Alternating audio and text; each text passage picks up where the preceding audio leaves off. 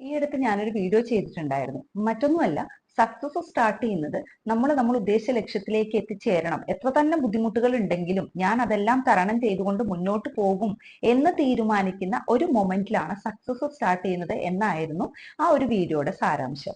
എന്നാൽ അതിന് താഴെ കുറെ കമന്റ്സ് വന്നിട്ടുണ്ടായിരുന്നു. മറ്റൊന്നുമല്ല, നമ്മൾ ക്വിറ്റ് ചെയ്യുന്നതും സക്സസിലേക്കുള്ള വഴിയാണ്. തീർച്ചയായിട്ടും ഞാൻ ആ വീഡിയോയിൽ ഉദ്ദേശിച്ചത് ഇത്രേ ഉള്ളൂ.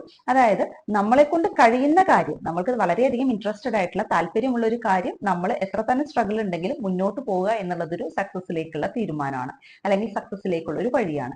അതേ സ്ഥാനത്ത് നമ്മൾ ഒരുപാട് ശ്രമിച്ചിട്ടും നടക്കില്ല എന്ന് ഉറപ്പുള്ള കാര്യം, അല്ലെങ്കിൽ നമ്മളെ കൊണ്ട് തീർത്താൽ കഴിയാത്ത അത്രയും ബുദ്ധിമുട്ടുകളുള്ള കാര്യമാണെന്നുണ്ടെങ്കിൽ അത് എത്രയും പെട്ടെന്ന് നിർത്തുന്നു, അതും സക്സസിലേക്കുള്ള ഒരു വഴിയാണ്.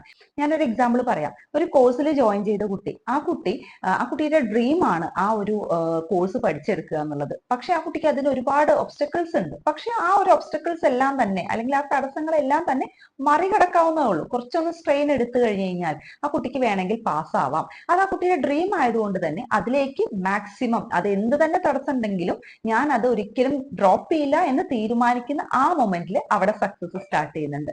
മറ്റൊരു കുട്ടിയെ നമുക്ക് എക്സാമ്പിൾ ആയിട്ട് എടുക്കാം. ഇതേപോലെ ഒരു കോഴ്സിന് ജോയിൻ ചെയ്യുന്ന കുട്ടി, ആ കുട്ടിയുടെ മാക്സിമം എഫേർട്ട് എടുത്തിട്ട് ആ കുട്ടി പഠിക്കുന്നുണ്ട്. പക്ഷെ ഒരുപാട് തവണ എക്സാം എഴുതിയിട്ടും ആ കുട്ടിക്ക് പാസ്സാവാൻ കഴിയുന്നില്ല.